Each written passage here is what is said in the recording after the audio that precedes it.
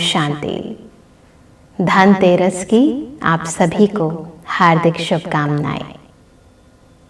दीपावली परसों ही है, तो सभी ने तैयारियां तो शुरू बहुत पहले से कर ली होंगी और आज के दिन तो विशेष तौर पर सभी मार्केट जाते हैं और घर में नए बर्तन या सोने चांदी का सामान ज़रूर खरीदते हैं। और देखा जाता है कि कईयों ने आज के दिन व्रत भी रखा है और शाम के टाइम सभी माँ लक्ष्मी जी की, कुबेर की, यमराज की और ख़ास तौर पर वैद्य धन्वंतरी की पूजा करते हैं। और माना जाता है कि आज के दिन वैद्य धन्वंतरी जी का जन्म हुआ था। जब समुद्र मंथन किया गया तो उस समय वैद्य धन्वंतरी जी प्रकट हुए थे और उनके हाथ में अमृत कलश था। वैद्य धन्वंतरी जी को चिकित्सा पद्धति का जनक, आयुर्वेद का जनक माना जाता है। और अभी तो इंडियन गवर्नमेंट ने आज के दिन को नेशनल आयुर्वेदिक डे के रूप में भी डिक्लेयर कर दिया है, तो सभी लोग इसको ऐसे भी सेलिब्रेट करते हैं। तो इस दिवस की मान्यता आज के दौर में और प्राचीन काल के रूप से भी देखा जाए, आध्यात्मिक रूप से भी देखा जाए तो बहुत व्यापक है। और खास तौर पर धनतेरस, कई लोग पूछ रहे थे कि धनतेरस नाम क्यों है, क्योंकि ये पर्व जो है वो कार्तिक मास की कृष्ण पक्ष की त्रयोदशी पर मनाई जाती है, इसलिए त्रयोदशी के कारण धनतेरस है। कई लोगों की ये भी मान्यता है कि आज के दिन यदि आप धन जो है परमात्मा को अर्पित करते हैं कलश में डालकर, तो उस धन में 13 गुना वृद्धि होती है, इसलिए भी इसे धनतेरस कहा जाता है। तो विभिन्न मान्यताएं हैं, परंतु वास्तविकता क्या है ये बात बहुत समझने की है, क्योंकि हर बात का लॉजिकल और आध्यात्मिक रूप होता है। इसीलिए त्योहारों की मान्यता कुछ व्यक्ति विशेष के लिए नहीं होती, किसी विशेष जाति, संप्रदाय व धर्म के लिए नहीं होती, अपितु संपूर्ण मनुष्य सृष्टि में उमंग, उत्साह, खुशियां लाने का द्योतक होते हैं ये त्योहार। इनके पीछे छिपे हुए यदि आध्यात्मिक भाव को हम समझ जाएं तो जो प्राप्ति हमें 1-2 दिन के लिए होती है वो हर दिन के लिए हो जाए। तो धनतेरस के पीछे भी बहुत सारी कथाएं हैं। विशेष तौर पर हम देखते हैं कि जो कथा हमने अभी थोड़ी देर पहले बताई कि आज के दिन वैद्य धन्वंतरी जी अमृत कलश लेकर, है ना, सागर मंथन के अंदर से प्रकट हुए थे। तो वैद्य धन्वंतरी जी को विष्णु जी का अंश भी माना जाता है। और जब हम बात करते हैं अमृत कलश की, तो कोई ऐसा जल नहीं होता जिसे पीने के बाद मनुष्य आत्मा अमर हो जाए, परंतु वास्तविकता में परमपिता परमात्मा हम सभी को ज्ञान अमृत देते हैं। और ज्ञान अमृत यानी वो ज्ञान जो हमें ये बताता है कि हम नश्वर देह नहीं अपितु अजर अमर अविनाशी आत्मा है। इस ज्ञान को हम सुनते हैं क्योंकि श्रीमद् भगवद गीता में भी ये लिखा गया है, परंतु इसको धारण क्यों नहीं कर पाते? क्योंकि जो कलश है हमारा बुद्धि रूपी कलश, वो पवित्र नहीं है। तो स्थूल रूप में तो हम सभी नया बर्तन खरीदते हैं, परंतु अपने बुद्धि रूपी बर्तन को भी स्वच्छ करना, पवित्र करना, नया बनाना, वो बहुत जरूरी है।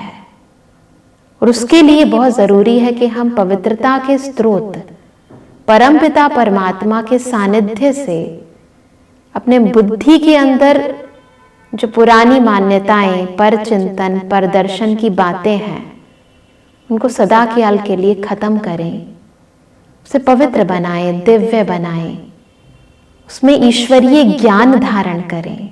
ये समझें कि दुनिया की हर चीज विनाशी है और उसके लिए हमें अपना समय, शक्ति, श्वास इतना नहीं व्यर्थ गंवाना है। अपितु अविनाशी कमाई करने के लिए, परमात्मा से प्राप्त सुख शांति को अपने जीवन में धारण करने के लिए समय और शक्ति लगानी है। ये समझना है कि प्रत्येक मनुष्य आत्मा उस एक परमपिता परमात्मा की संतान है और हम सभी आत्माएं उस सुख सागर के बच्चे, सुख स्वरूप, शांत स्वरूप, आनंद स्वरूप हैं। ये है वास्तविकता में अमृत और बुद्धि रूपी कलश को पवित्र बनाना। दुनिया में कहते हैं कि पहला सुख है तन का, है ना। इसीलिए इंग्लिश में भी कहावत है हेल्थ इज वेल्थ। सबसे पहला धन तन को स्वस्थ रखना है। यदि तन स्वस्थ नहीं है तो फिर इंसान से कोई कर्म भी अच्छा नहीं होता है। धन बहुत कुछ हो भी तो उसका कोई महत्व नहीं है। वैसे ही है जैसे खाना है पर खा नहीं सकते हैं ना, सोने का बिस्तर है पर नींद नहीं आती है। तो तन का स्वस्थ होना बहुत जरूरी है और उसके लिए बहुत जरूरी है जो प्रक्रिया हम धनतेरस पर करते हैं। किसी भी चीज को यदि पवित्र करना है तो क्या करते हैं हम दुनिया में भी, जब भी हमें किसी चीज को पवित्र करना होता है तो हम परमात्मा को अर्पित करते हैं। जैसे घर में भोजन बनाते हैं और उस भोजन को यदि हम परमात्मा को भोग लगा देते हैं तो उस भोजन में बरकत हो जाती है। धन को यदि हम परमात्मा को अर्पित करते हैं तो धन भी कभी कम नहीं होता जिंदगी में, और तन को यदि ईश्वर अर्पित कर देते हैं तो तन कभी निरोगी नहीं होता, कभी धोखा नहीं देता, कभी दुख नहीं देता, कभी दर्द नहीं देता। परंतु जो हम कहते हैं आरतियों में कि तन मन धन सब कुछ तेरा, तेरा तुझको अर्पण क्या लागे मेरा, यह है पवित्र करने की वास्तविक विधि जो हम एक्चुअली में धनतेरस में करते हैं। हम क्या करते हैं कि एक बर्तन के अंदर अपना धन जो होता है, सोने चांदी की चीजें ना, लक्ष्मी जी के आगे, कुबेर जी के आगे रख देते हैं, है ना। हम चाहते हैं कि वो पवित्र हो जाए। तो वास्तविकता में हमें हर रोज करना चाहिए। जो कुछ भी कमाएं परमात्मा के पास रखना चाहिए। वो सच्चा धन हो जाता है, पवित्र हो जाता है, और फिर उनसे पूछ कर उसको व्यय करना चाहिए, है ना। तब देखते हैं कि धन में बरकत होने लगती है। रोज भोजन खाने से केवल उस दिन नहीं कि हम उस दिन हम परमात्मा को अर्पित करें भोजन, परंतु रोज परमात्मा को अर्पित करके भोजन स्वीकार करना चाहिए। तभी ये तन मन धन हमें सुख देगा, हमारे जीवन में शांति लेकर आएगा, है ना। बहुत सारी पौराणिक कथाएं हैं आज के दिन से संबंधित जो हम बचपन से सुनते आए हैं। एक राजा हिमा की भी कहानी सुनाते हैं कि राजा हिमा पुराने जमाने में एक बहुत ही प्रचलित राजा हुआ करते थे और उनका बहुत समय से पुत्र नहीं हुआ था। उन्होंने बहुत यज्ञ तप करे, व्रत उपवास भी रखे, तो आखिरकार उनका एक पुत्र हुआ। परंतु जब वो जन्म उसका हुआ तो उसी समय ज्योतिषियों ने ये भविष्यवाणी कर दी कि आपका पुत्र जो है अपने विवाह के चौथे दिन में मृत्यु को प्राप्त हो जाएगा सर्प के डसने से। तो राजा हिमा ने बहुत प्रयत्न किया कि वो अपने पुत्र को ताउम्र दुनियावी बातों से, चीजों से दूर रखें ताकि उसका मन विवाह से हट जाए, परंतु होनी को तो कोई टाल नहीं सकता। तो कहानी के अनुसार उस पुत्र का विवाह एक सुंदर कन्या से हो गया जो सुंदर भी थी और साथ साथ सुशील भी थी और समझदार भी थी। उसे पता था कि उसके पति का क्या भविष्य है, इसलिए उसने उस चौथे दिन की पूर्व तैयारी की हुई थी। उसने क्या किया कि संपूर्ण राजमहल में हर द्वार पर बहुत सारा धन, सिक्के, जेवर इत्यादि रख दिए। स्वर्ण से हर दरवाजे को भर दिया। सारे महल के अंदर दीप प्रज्वलित कर दिए, कहीं पर भी जरा सी भी अंधेरा ना हो, इसका पूरा ध्यान रखा और खुद अपने पति के साथ रात को रही। उसको सोने नहीं दिया, रात भर उसे सुंदर रोचक कहानियां और गीत सुनाती रही। और कहा गया है कि कहानी के अंदर कि यमराज सर्प के रूप में आए, हर द्वार से उन्होंने आने का प्रयत्न किया, परंतु हर जगह इतनी रोशनी थी, क्योंकि सर्प तो अधिकतर अंधकार में ही जाता है ना, तो रोशनी थी तो वो जा नहीं पाया। और फिर अंत के अंदर वो बहुत सारे सोने के सिक्कों के ढेर के ऊपर, जवाहरों के ढेर के ऊपर बैठ गया और वो भी रानी की कहानियां सुनने लगा। इतने में ही प्रातःकाल हो गई, सूर्योदय हो गया और समय जो निर्धारित था वो बीत गया और उन्हें खाली हाथ लौटना पड़ा। इसलिए कई लोग इस दिन यमराज की भी पूजा करते हैं। वास्तविकता में यहाँ जो सर्प है वो विषय और विकारों का प्रतीक है। वो हमें तब खत्म करते हैं, विषय विकार हम पर तब हावी होते हैं। ये विकृत भावनाएं हमारे जीवन का नाश तब करती हैं जब जीवन में अज्ञान अंधेरा होता है। परंतु यदि जीवन में ज्ञान प्रकाश है, स्वर्ण सत्यता का प्रतीक है, पवित्रता का प्रतीक है, तो यदि जीवन में सत्यता है, पवित्रता है, दिव्यता है ना, इसकी चकाचौंध है, रोशनी है, प्रकाश है, ज्ञान का प्रकाश है कि मैं अजर अमर अविनाशी आत्मा हूं, तो कभी भी काल, अकाले मृत्यु जिसे कहते, काल असमय हमें खा नहीं सकता है। तो चिरंजीवी भव का वरदान इस दिन हम प्राप्त कर सकते हैं यदि आत्मिक ज्योत जगाकर रखें, अपने जीवन में सत्यता और पवित्रता का संचार करें। तो ये बहुत ही सुंदर प्रेरणादायक कथा है ना, जो कथाकार ने बनाई है, उसे हमें समझने की जरूरत है। साथ ही एक और रोचक कथा हमारे शास्त्रों में लिखी गई है। बताया जाता है कि इस दिन एक बारी श्री नारायण जी स्वर्ग को छोड़कर मृत्यु लोक आने लगे और लक्ष्मी जी ने कहा कि मैं भी आपके साथ आना चाहती हूँ। उन्होंने उन्हें मना किया, परंतु लक्ष्मी जी ने कहा कि नहीं, मैं जाना चाहती हूँ। तो उन्होंने कहा कि ठीक है, आप मेरे साथ आइए, परंतु मेरी एक बात आपको माननी पड़ेगी कि जब मैं नीचे दक्षिण दिशा की ओर जाऊं तो आपको मेरे पीछे नहीं आना है। लक्ष्मी जी मान गई और जब वो धरती लोक पर पहुंचे और विष्णु जी दक्षिण दिशा की ओर गए तो लक्ष्मी जी से रहा नहीं गया। उत्सुकता के कारण वो दक्षिण दिशा की ओर मुड़ गई और उस ओर जाने लगी जहां उन्होंने देखा एक बहुत बड़ा खेत है जहां सरसों की खेती हो रही है। वो पीले पीले फूल उन्हें बहुत भा गए। उन्होंने तोड़कर उन्होंने अपनी साज सज्जा करना आरंभ कर दिया। थोड़ी और आगे बढ़ी तो गन्ने का खेत था। गन्ना तोड़कर वो गन्ने भी चूसने लगी और उसके उपरांत विष्णु जी यानी नारायण जी वहां प्रकट हुए और उन्होंने लक्ष्मी जी को देखा और कहा कि मैंने तुम्हें मना किया था और फिर भी तुमने ये किया और किसान की चोरी कर ली। तो कहते हैं कहानी के अनुसार कि उस समय नारायण जी ने उन्हें श्राप दे दिया और ये श्राप दिया कि जिस किसान की आपने चोरी की है उस किसान के यहाँ आपको 12 वर्ष तक सेवा करनी होगी। और तदुपरांत लक्ष्मी जी किसान की सेविका बन गई और किसान का जीवन बदल गया। वो एक ही दिन के अंदर गरीब से अमीर हो गया, धन धान्य संपदा से जीवन उसका खुशहाल हो गया, किसी भी चीज की कमी नहीं थी क्योंकि स्वयं श्री लक्ष्मी जी का वास उसके घर पर था। आनंदमय जीवन हो गया उसका। परंतु 12 वर्ष के उपरांत जब विष्णु जी साधारण वेश धारण करके पुनः उसके घर पर आए तो किसान ने मना कर दिया कि मैं तो उन्हें छुट्टी नहीं दूंगा। तो तब श्री नारायण जी ने अपना वास्तविक परिचय और लक्ष्मी जी का परिचय बताया कि लक्ष्मी जी तो कहीं टिकती नहीं है, चंचला है, परंतु मेरे श्राप के कारण आपके यहाँ 12 वर्ष तक रही थी।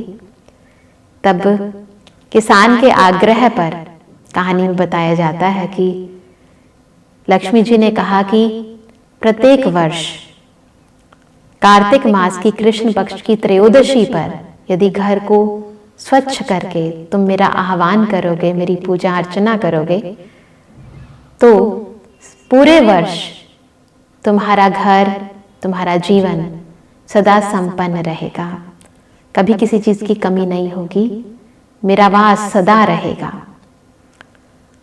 तो ये कहानी धनतेरस के उपलक्ष्य में हम सभी सुनते आए हैं, परंतु वास्तविकता तो यही है कि यदि हम चाहते हैं कि श्री लक्ष्मी जी का यानी हमारे भीतर उन दिव्य गुणों का वास सदाकाल के लिए हो, तो उसके लिए जरूरत है पवित्रता की, सत्यता की, अंदर दिव्य गुणों के संचार की।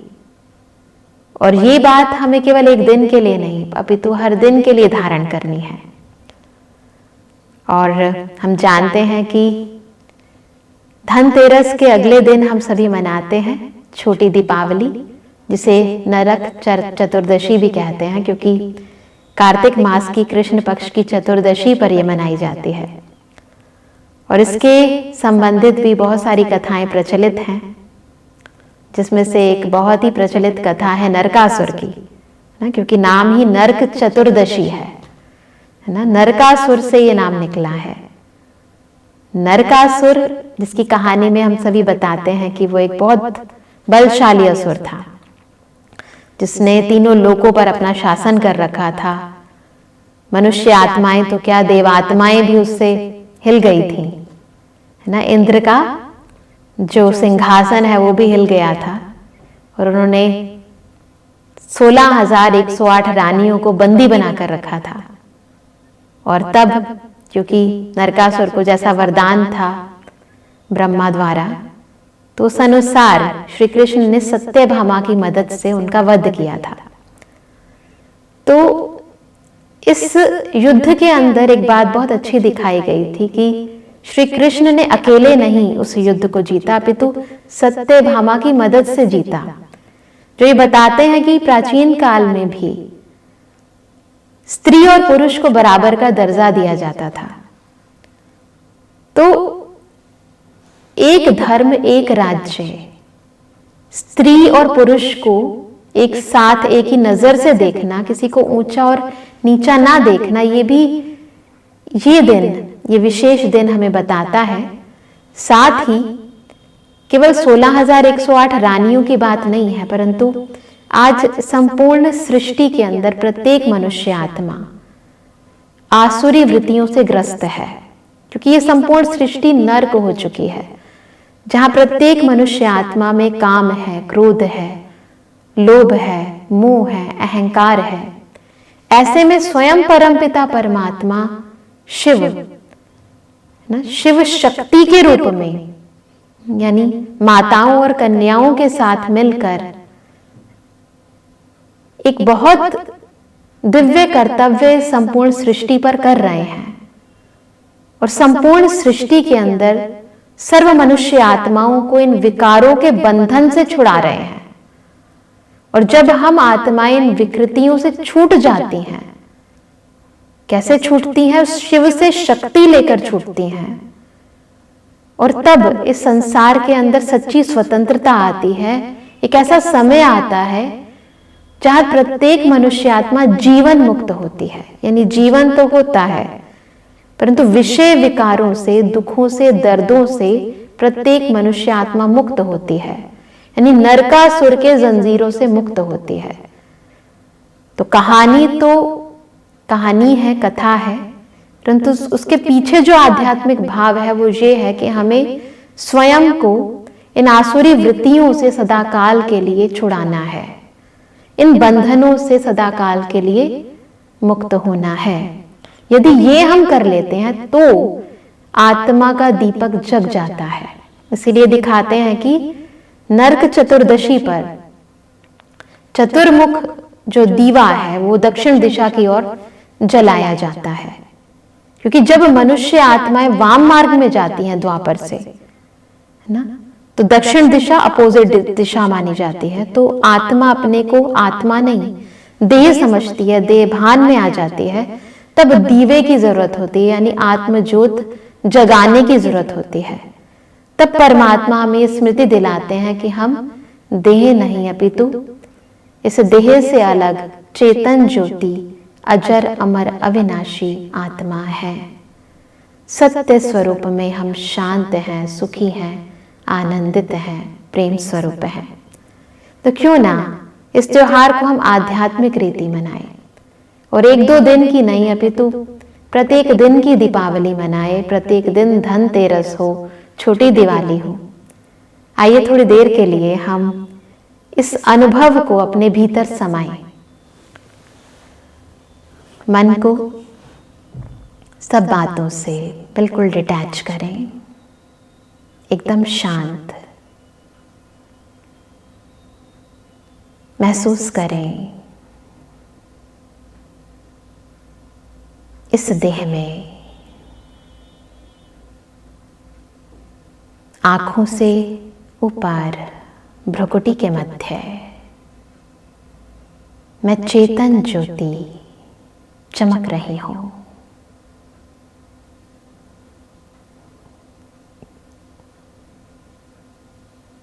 मेरे बिल्कुल समक्ष पवित्रता के स्रोत, गुणों के स्रोत, ज्ञान के स्रोत परम पिता परमात्मा है।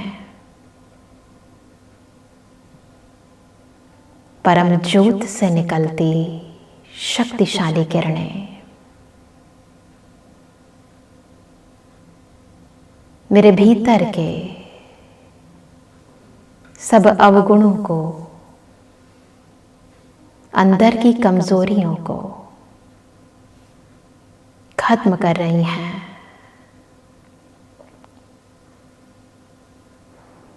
गुण सागर की दिव्य गुण रूपी किरणें अंतर के अवगुणों का विनाश कर रही हैं।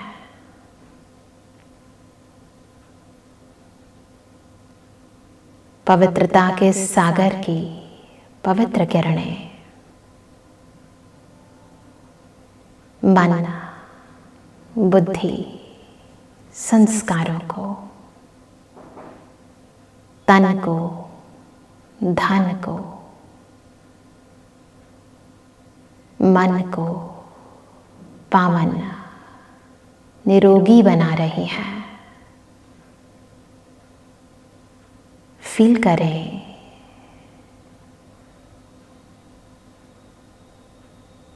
तन मन संबंध,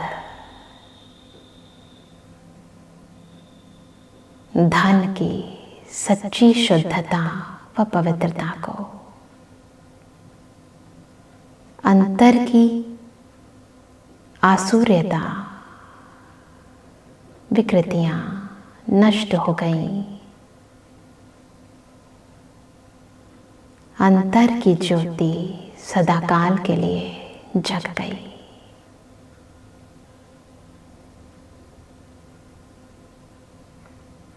ओम शांति।